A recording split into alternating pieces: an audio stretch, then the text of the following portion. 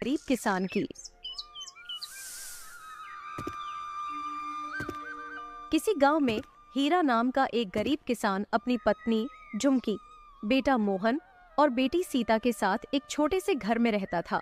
हीरा बहुत ही मेहनती था। इतनी मेहनत करने के बावजूद भी उसे कभी अच्छा मुनाफा नहीं होता था। वह किसी तरह जैसे तैसे करके अपना परिवार का लालन पालन करता था। फिर एक दिन उसकी पत्नी कहती है, आप इतनी मेहनत करते हैं और पूरा दिन ईमानदारी से काम करते हैं, फिर भी हमें कोई मुनाफा नहीं होता। हमें जीवन में इतने कष्ट झेलना पड़ रहा है। आखिर ऐसा कब तक चलता रहेगा? भाग्यवान, तुम चिंता मत करो, जल्द ही सब ठीक हो जाएगा। हमें अपने कर्मों का फल जरूर मिलेगा। तुम चिंता मत करो, सिर्फ अपने कर्मों पर ध्यान दो। ए जी, मैं तो अपने कर्मों पर ही ध्यान दे रही हूँ। मैं आपके साथ हमेशा खड़ी रहती हूँ। हम लोग कितनी मेहनत करते हैं और हम लोग कभी किसी का बुरा भी नहीं सोचते हैं, तो आखिर हमें हमारे कर्मों का फल कब मिलेगा? झुमकी, तुम इतना चिंतित मत हो। हमें धैर्य से काम करना है। अगर हम सब्र करेंगे तो हमें फल भी अच्छा मिलेगा। हीरा बहुत ही अच्छा इंसान था। वह अपना काम ईमानदारी से करता था और गांव में हर किसी की मदद करता था, इसलिए गांव के लोग भी उसे मानते थे। फिर इसी तरह समय बीतता गया। समय के साथ साथ हीरा के घर के हालात खराब होता जा रहा था। हीरा ने अपने गांव के सेठ से कर्ज लिया था। फिर एक दिन वह सेठ हीरा के घर आता है और कहता है, क्यों भाई हीरा, क्या तुम मेरा कर्ज वापस नहीं करना चाहते? सेठ जी, ऐसा नहीं है। तो भाई तुमने पिछले 4 महीनों से ब्याज क्यों नहीं दिया? सेठ जी, अभी हमारे पास पैसों की तंगी चल रही है, इसलिए मैं आपको ब्याज नहीं दे पाया। मुझे थोड़ा समय और दे दीजिए, मैं आपका सारा ब्याज अवश्य चुका दूंगा। हीरा, इसमें मैं कुछ नहीं कर सकता। देखो, जो जायज़ है उसके अनुसार ही तुमको काम करना पड़ेगा। मैं तुम्हें 1 महीने की और समय देता हूँ। अगर तुम पूरे 4 महीनों की ब्याज दे दोगे तो ठीक है, नहीं तो मैं तुम्हारा जमीन पर कब्जा कर लूँगा। इतना कहकर सेठ वहां से चला जाता है। यह सब सुनकर हीरा उदास हो जाता है और यह बात हीरा अपनी पत्नी को नहीं बताता है। अगले दिन से हीरा अपने खेतों में पूरी मेहनत से काम करता है, फिर भी उसे कोई मुनाफा नहीं होता। फिर इसी तरह 1 महीना बीत जाता है और सेठ हीरा की जमीन पर कब्जा कर लेता है। ये सब होने के बाद किसान बहुत ज्यादा उदास हो जाता है और घर जाकर सारी बातें अपनी पत्नी झुमकी को बता देता है। फिर उसकी पत्नी कहती है, ए जी, मैं तो आपसे कहती थी कि हमारी किस्मत में कुछ भी अच्छा नहीं लिखा है। अब देखिए ना, हम कितनी मेहनत करते थे, फिर भी हमारे साथ ऐसा हो रहा है। हमारे पास तो एक ही जमीन थी, अब वह भी नहीं रहा। अब हम भला क्या करेंगे? हम किस तरह अपना गुजारा करेंगे? भाग्यवान, तुम चिंता मत करो, सब ठीक हो जाएगा। ये सब सुनकर हीरा की पत्नी झुमकी वहां से चली जाती है। इसी तरह कई दिन बीत जाते हैं। अब हीरा दूसरों के खेतों में काम करने लगा। फिर एक दिन की बात है, जब हीरा एक जमींदार के खेत में काम कर रहा था, तभी उसे वहां पर एक गिलहरी दिखाई दिया। गिलहरी जख्मी हालत में थी। हीरा उस गिलहरी को अपने घर ले गया। फिर हीरा की बेटी सीता वहां पर आती है और गिलहरी को दवा लगा देती है। उसके बाद वह अपने पिता से कहती है, पिताजी, आपको यह गिलहरी कहाँ से मिली? बिटिया, मुझे यह गिलहरी खेत पर मिली। जब मैं काम कर रहा था तब मैंने इसे जख्मी हालत में पाया, तो मैंने सोचा क्यों न इसे अपने घर ले चलूं। फिर मैंने इसे घर ले आया। तभी गिलहरी बोली, हीरा, हमारी सहायता करने के लिए धन्यवाद। गिलहरी की बात सुनकर हीरा हैरान हो गया और बोला, क्या तुम बोल सकती हो? मुझे तो यकीन ही नहीं हो रहा है। हाँ, मैं भी बोल सकती हूँ। तभी वहां पर हीरा की पत्नी आ जाती है और गिलहरी को बोलते हुए देखकर वह भी आश्चर्यचकित हो जाती है। हीरा, मैं एक जादुई गिलहरी हूँ। तुमने मेरी सहायता की है, इसलिए मैं तुम्हारी कोई भी इच्छा पूरी कर सकती हूँ। नहीं, तुमसे मुझे कुछ नहीं चाहिए। तभी उसकी पत्नी कहती है, मेरी एक इच्छा है। हम चाहते हैं कि हम बहुत ज्यादा धनी हो जाएं। फिर हीरा भी यह बात मान जाता है और गिलहरी से कहता है, हाँ, हम भी धनी होना चाहते हैं। फिर क्या। हीरा के सामने एक बड़ा सा मटका आ जाता है जिसमें बहुत सारा स्वर्ण मुद्रा भरा होता है। इतना सारा स्वर्ण मुद्रा देखकर हीरा की पत्नी कहती है, अरे वाह, इस मटका में तो बहुत सारे सोना है। अब तो हम बहुत धनी हो गए। इसी तरह कुछ दिन बीत जाते हैं। फिर झुमकी बहुत महंगे महंगे वस्त्र और गहने पहनने लगती है। तभी एक दिन झुमकी अपने पति हीरा से कहती है, ए जी, क्यों ना आप सेठ जी को पूरा पैसा लौटाकर अपना जमीन उससे वापस ले लें। हाँ झुमकी, तुम ठीक कहती हो। मैं अभी सेठ जी के पास जाता हूँ। हीरा रुपए लेकर सेठ के पास चला जाता है। आओ भाई हीरा, कहो कैसे आना हुआ। सेठ जी, मैं अपना कर्ज आपको लौटाने आया हूँ। अच्छा, तो तुम मेरा ब्याज की रकम चुकता करने आए हो। पर भाई, जब तक तुम मेरा मूलधन नहीं चुकाओगे तब तक मैं तुम्हारा जमीन वापस नहीं करूँगा। सेठ जी, आप चिंता न करें, मैं ब्याज के साथ आपका मूलधन भी लौटाने आया हूँ। ये लीजिए अपना पैसा।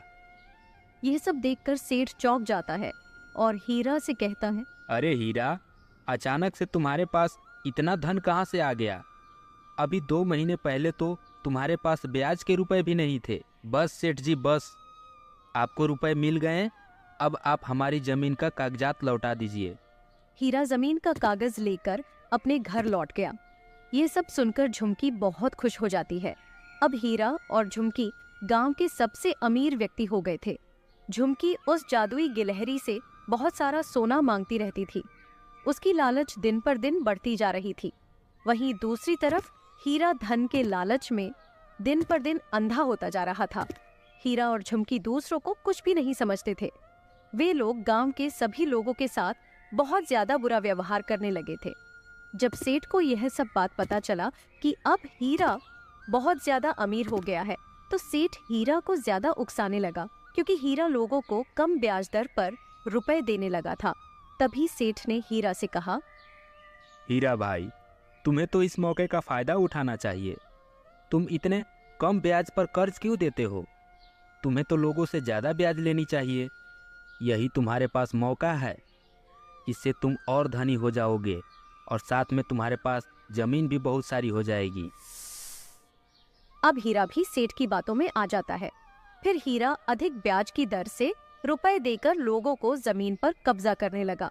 पहले तो हीरा के व्यवहार बहुत ही अच्छा था, इसीलिए लोग उससे कर्ज ले लेते थे, ये सोचकर कि वह उनके साथ गलत व्यवहार नहीं करेगा, क्योंकि हीरा शुरुआत में लोगों को कम ब्याज पर पैसे देता था। इसीलिए गांव के सभी लोग उस पर विश्वास रखते थे। परंतु धीरे धीरे हीरा गरीबों की मजबूरी का फायदा उठाने लगा और जबरदस्ती गरीबों की जमीन पर कब्जा करने लगा।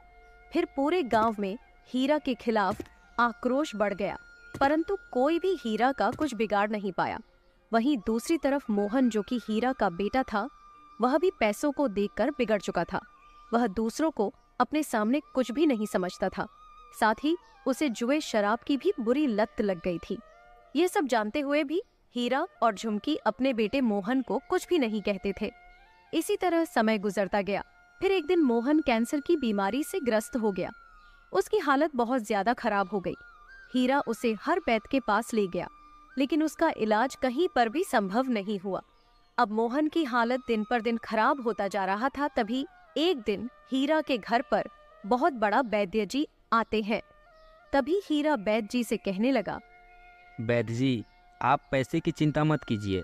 आप जितना चाहें मुझसे पैसा ले लीजिए, पर आप मेरे बेटे को ठीक कर दीजिए।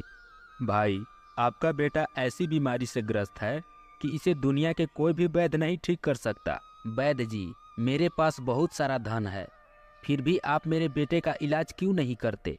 आपको जितना पैसा चाहिए ले लो।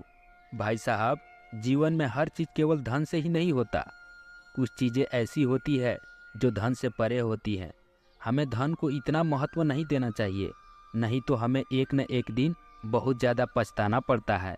इतना कहकर वैद्य वहाँ से चला जाता है। फिर झुमकी रोते हुए कहती है, पता नहीं हमारे बेटे को किसकी नजर लग गई? यह इतना बीमार हो गया कि कहीं पर भी इसका इलाज संभव नहीं है। हमारे बेटे की हालत दिन पर दिन खराब होती जा रही है।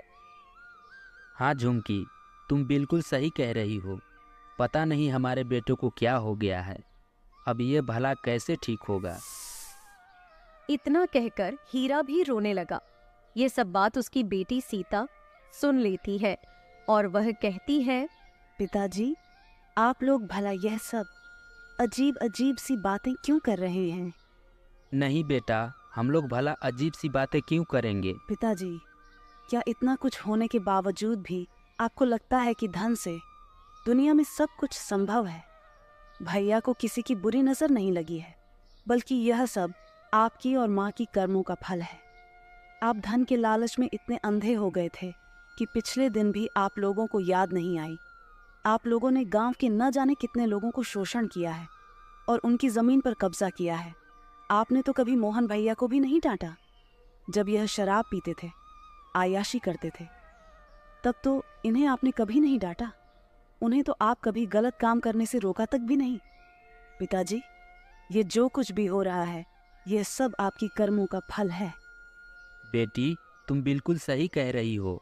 हम धन के लालच में कुछ ज़्यादा ही अंधा हो गए थे, जिसके कारण आज हमें ये दिन देखना पड़ रहा है। इसी के कारण हमारे बेटे को भी सजा भुगतनी पड़ रही है। हाँ जी, आप बिल्कुल सही कह रहे हैं। हमने बहुत ही बुरा किया है। हमें ऐसा नहीं करना चाहिए था। हमने गरीबों पर बहुत अत्याचार किया है। तभी झुमकी अपनी पुरानी बीते हुए समय को याद करते हुए कहती है, काश हमारी भी जीवन पहले जैसा हो जाता। हमें अब इतने धन की आवश्यकता नहीं है। जब हमारे साथ मेरा बेटा ही नहीं रहेगा तो हम इस धन का क्या करेंगे? इतना कहकर झुमकी बहुत ज्यादा रोने लगती है।